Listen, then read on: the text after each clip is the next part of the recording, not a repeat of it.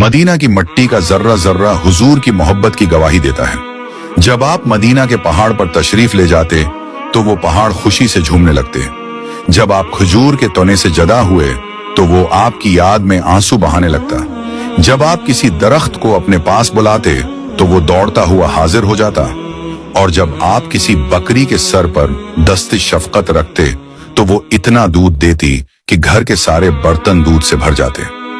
Medina की गलियों में आज भी हुजूर की खुशबू महसूस होती है। आज भी हुजूर के चलने की आहट सुनाई देती। आज हम दुनिया की वो मुकद्दस गार देखने जा रहे हैं जहां आज भी हुजूर की खुशबू मौजूद है, जहां हजरत बीबी फातिमा हुजूर के पास बैठी रही और जहां हजरत अली हुजूर की हिफाजत पर मामूर रहे। ये वो गार है जहां आज भी हुजूर के कदमों के निशान मौजूद हैं। हम वो जगह भी देखेंगे जहां अबू सुफियान हुजूर को ऊंची आवाज से पुकारता रहा, और वो गार भी देखेंगे जहां हुजूर ने पनाह ली, जहां कुफार ने हुजूर के दंदाने मुबारक शहीद किए। ये सब कुछ आज की वीडियो में आपको दिखाएंगे। उसके अलावा इस पहाड़ पर आने वाले एक पत्थर का मौजिजा भी देखेंगे।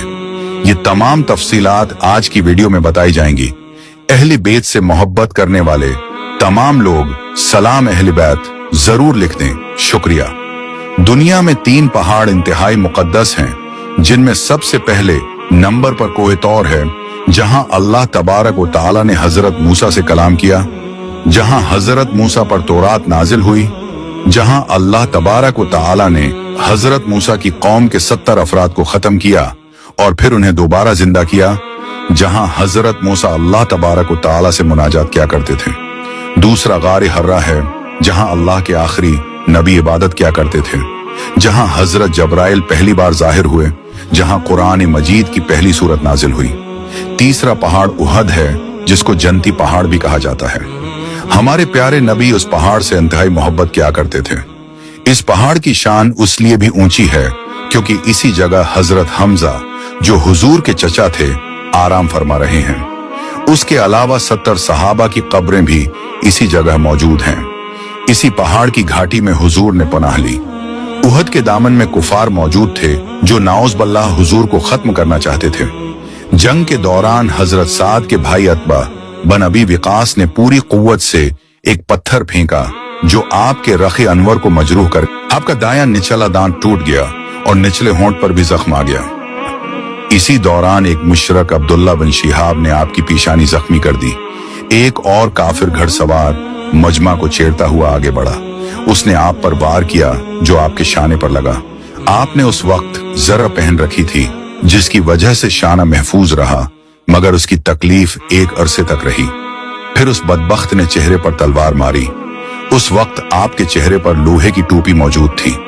तलवार टोपी पर लगी और टोपी की 2 कड़ियां आपके रुखसारे मुबारक में प्योस्त हो गईं। प्यारे नबी जख्मी हालत में पांव फिसलने के बाद एक घड़े में जा गिरे, जिससे आपके पांव में मोच आ गई और जिस्म के कई हिस्सों पर चोटें आईं।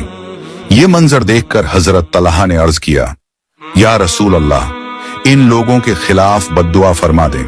हुजूर ने फरमाया, नहीं तलहा, मैं खुदा का रसूल हूं। रसूल की शान ये नहीं कि वो अपनी कौम के जुल्मों से तंग आकर बद्दुआ करे और पूरी कौम को अल्लाह के गजब में डाल दे। हुजूर की तकालीफ और जख्मों को देखते हुए सहाबा ने फैसला किया कि सामने जो पहाड़ की गार नजर आ रही है, आपको वहां पहुंचाया जाए। रास्ता चढ़ाई वाला था, आप जख्मी भी थे और जिस्म पर 2 जरें भी थीं, इसलिए ऊपर चढ़ना दुश्वार था। ऐसे में हजरत तलहा नीचे बैठ गए और हुजूर को अपने कंधों पर उठा लिया और गार तक पहुंचा दिया। इस मौके पर हुजूर ने हजरत तलहा से फरमाया, ए तलहा, तुम पर जन्नत वाजिब हो गई। इसी पहाड़ के ऊपर हुजूर ने हजरत तलहा को ये अजीम खुशखबरी अता फरमाई। अभी आप गार में आराम फरमा रहे थे कि पहाड़ से शूर की आवाजें आने लगी। कुफार प्यारे नबी की तरफ बढ़ने लगे। आपने हजरत उमर से फरमाया कि कुफार को पहाड़ी पर चढ़ने से रोको। हजरत उमर और दीगर सहाबा ने पत्थर फेंकना शुरू कर दिए।